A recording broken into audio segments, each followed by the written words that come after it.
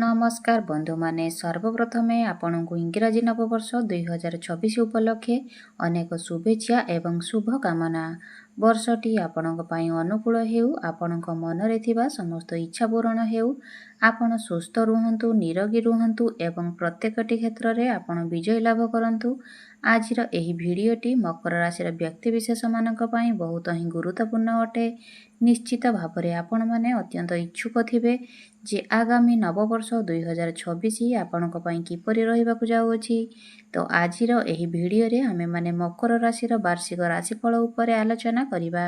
2026 मसियाटी आपणक पई किपरि रहिबो, आपणकर ग्रह आपणकर साथ देबो कि नाही, आपणकर क्यारियर रे आपण आगकु बढ़ी पारिबे ना नाही, आपणक चाकरी क्षेत्र, उच्च शिक्षा, आपणकर स्वास्थ्य, आपणकर आय व्यय, वैवाहिक जीवन, आपणकर पारिवारिक जीवन, प्रेम जीवन, भाग्य, क्यारियर, बेपार वाणिज्य सबुकिछि एही 2026 मसियारे किपरि रहिबो आजिर एही भिडियो रे आमे माने विस्तार भावरे आलोचना करिबा। सेथिपई आपण माने भिडियोटिकु स्किप न करी शेष पर्यंत निश्चय देखंतु एवं आपणकर जदि मकर राशि होइथाय तेबे भिडियोटिकु लाइक करी चैनलटिकु सब्सक्राइब करि दियंतु। तो बंधु माने आसंतु आरंभ करिबा आजिर एही कार्यक्रमकु जहा आपणकर जन्म राशि तथा चंद्र राशि उपरे आधारित अटे। तो बंधु माने सर्वप्रथमे आसंतु जानि नेबा मकर राशिर व्यक्ति विशेष मानकर व्यक्तित्व एवं स्वभाव विषय रे।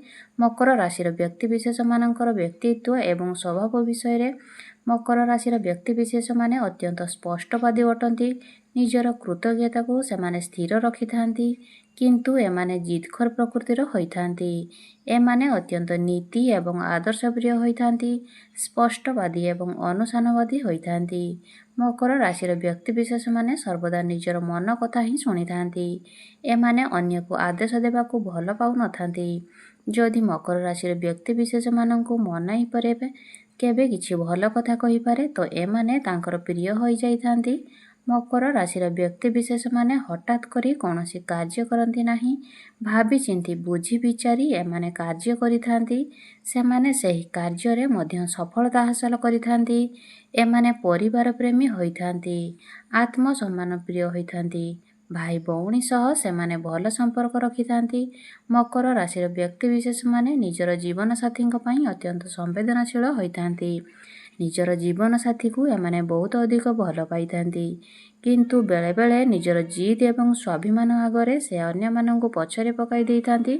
सेमानंक पई निज कथा ही सर्वश्रेष्ठ होइथाए। तो बंधु माने प्रायतः मकर राशिर व्यक्ति विशेष मानकर स्वभाव ठीक एहीपरि ही होइथाए।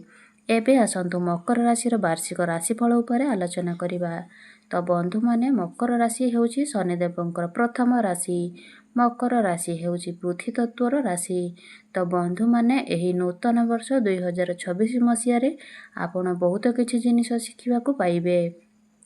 आपण माने जानिचंती जे आपणक राशिरु शनि 7.5 सरी सारिछि एवं आपणकर जीवन को खुशीर दिन फेरी आसीछि।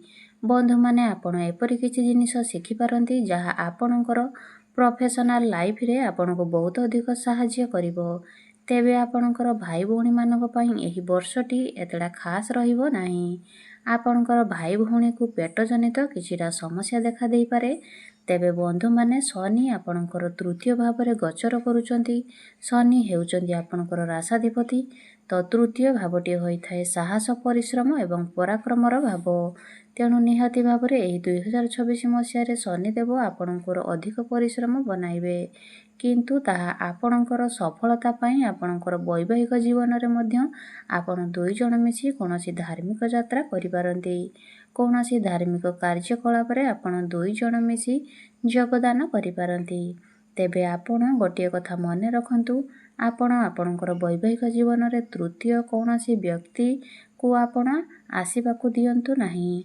अन्य कहार कथा शुणी आपणकर जीवन साथी को आपण डाउट करंतु नाही किंबा रागंतु नाही। आपण दुई जण मिसी जेते धार्मिक कार्य कलाप करिवे ताहा आपणकर वैवाहिक जीवन पई शुभफल प्रदान करिवो। आर्थिक दृष्टिरू एही 2026 मसियाटी आपणक पई बहुत भल रहिबो। जदि आपणकर फैमिली बिजनेस अछि तो सेथिरे आपण ग्रोथ देखिबाकू पाइबे। जदि आपण निजे मध्य बिजनेस करूचंती तो सेथिरे मध्य आपण ପ୍ରଫିଟ୍ ଦେଖିବାକୁ ପାଇବେ। ପୂର୍ବରୁ ଯଦି ଆପଣଙ୍କର ବିଜନେସ୍ ମାନ୍ଦା ଥିଲା ତ ଆପଣ ଦେଖିବେ ଯେ ଆପଣଙ୍କର ବିଜନେସ୍ ଧୀରେ ଧୀରେ ଗ୍ରୋ କରୁଛି। ଏମିତିକି ଆପଣ ନିଜର ବିଜନେସ୍କୁ ଆଗକୁ ମଧ୍ୟ ବଢ଼ାଇ ପାରିବେ। ଯଦି ଆପଣ ଚାହୁଁଛନ୍ତି କିଛି ନୂଆ ବିଜନେସ୍ ମଧ୍ୟ ଷ୍ଟାର୍ଟ କରିପାରନ୍ତି। ତେବେ ଆଉ ଗୋଟିଏ କଥା ମନେ ରଖନ୍ତୁ, ଯଦି ଆପଣ ଏହି କାର୍ଯ୍ୟକ୍ରମକୁ ଦେଖୁଛନ୍ତି ଆପଣଙ୍କର ମକର ରାଶି ଅଟେ, ଆପଣ କିଛି ବଡ଼ ପଦ ପ୍ରତିଷ୍ଠାରେ ଅଛନ୍ତି, ବହୁତ ଅଧିକ ଇନକମ୍ କରୁଛନ୍ତି, ତ ଇନକମ୍ ଟ୍ୟାକ୍ସ ଇଡି ଠାରୁ ଆପଣଙ୍କ ଟିକେ ସତର୍କ ରୁହନ୍ତୁ। କାରଣ ଏହି 2026 ମସିହାରେ ଆପଣଙ୍କ ନିକଟକୁ ଏଭଳି କିଛି ସମସ୍ୟା ଆସିପାରେ। 2026 ମସିହାଟି ଆପଣଙ୍କର ଧାର୍ମିକ ବନାଇବାରେ ବହୁତ ସାହାଯ୍ୟ କରିବ।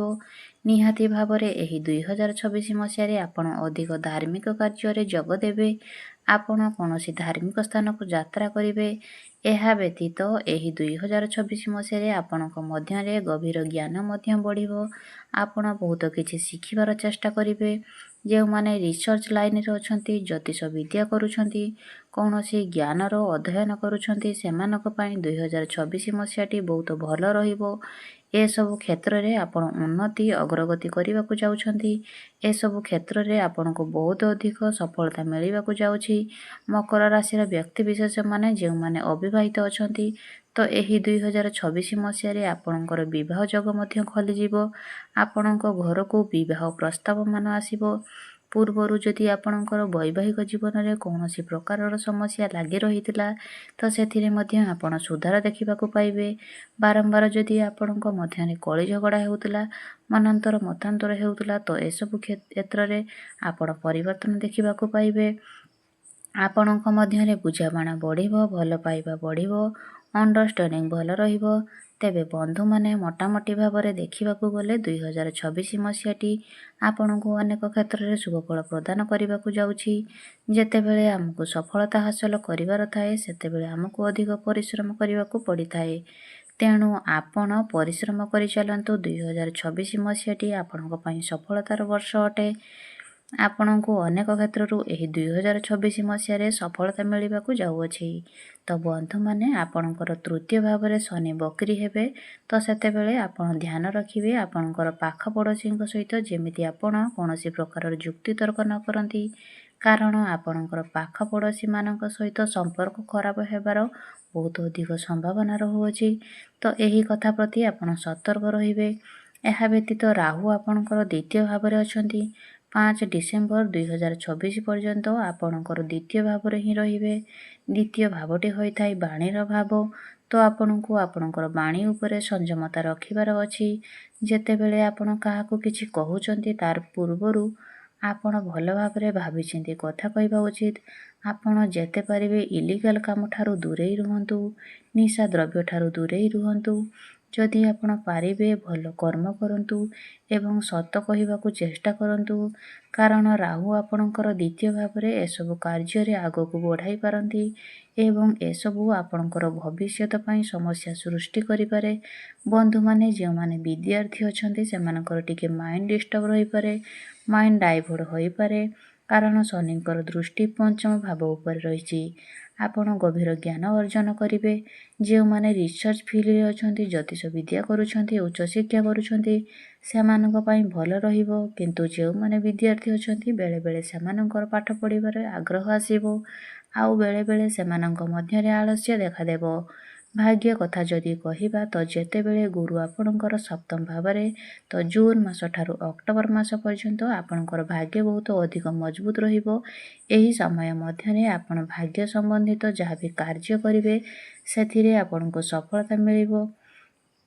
ଏହା ବ୍ୟତୀତ ଗୁରୁ ଯେତେବେଳେ ଆପଣଙ୍କର ସପ୍ତମ ଭାବକୁ ଆସିଯିବେ ତ ଆପଣଙ୍କର ସନ୍ତାନମାନଙ୍କ ପାଇଁ ଏହା ଅଧିକ ଶୁଭଫଳ ପ୍ରଦାନ କରିବ। ଯେଉଁମାନେ ସନ୍ତାନ ସୁଖର କାମନା କରୁଥିଲେ ସେମାନଙ୍କୁ ସନ୍ତାନ ସୁଖ ପ୍ରାପ୍ତି ହେବ। ଯଦି ଆପଣଙ୍କର ସନ୍ତାନ ଅଛନ୍ତି ତ ସନ୍ତାନଙ୍କ ତରଫରୁ ଆପଣଙ୍କୁ କୌଣସି ଖୁସି ଖବର ମିଳିପାରେ। ଏବେ ଆସନ୍ତୁ ଜାଣିବା କିଛି ଉପାୟ ବିଷୟରେ, ଯେଉଁ ଉପାୟ ଗୁଡ଼ିକ କରିବା ଦ୍ୱାରା ଆପଣଙ୍କୁ ଅଧିକ ମାତ୍ରାରେ ଶୁଭଫଳ ପ୍ରାପ୍ତି ହେବ ଏବଂ ଯାହା ଅଶୁଭତ୍ୱ ରହୁଛି ସେଗୁଡ଼ିକ ଖଣ୍ଡନ ହୋଇଯିବ। ତ ସେଥିପାଇଁ ଆପଣ ପ୍ରତ୍ୟେକ ଦିନ ଶନିଙ୍କର ବୀଜ ମନ୍ତ୍ର 108 ଥର ଜପ କରନ୍ତୁ। ପ୍ରତ୍ୟେକ ଦିନ ଆପଣ ହନୁମାନ ଚାଳିଶାର ପାଠ କରନ୍ତୁ ଏବଂ ପ୍ରତ୍ୟେକ ଦିନ ଉଦିତ ସୂର୍ଯ୍ୟଙ୍କୁ ଆପଣ ତମ୍ବା ପାତ୍ରରେ ଜଳାର୍ଘ୍ୟ ଅର୍ପଣ କରନ୍ତୁ। ତ ବନ୍ଧୁମାନେ, ଆପଣଙ୍କୁ ଯଦି ମୋର ଏହି ଭିଡ଼ିଓଟି ଭଲ ଲାଗିଥାଏ ତେବେ ଭିଡ଼ିଓଟିକୁ ଲାଇକ୍ କରି ଚ୍ୟାନେଲଟିକୁ ସବସ୍କ୍ରାଇବ୍ କରିଦେବେ।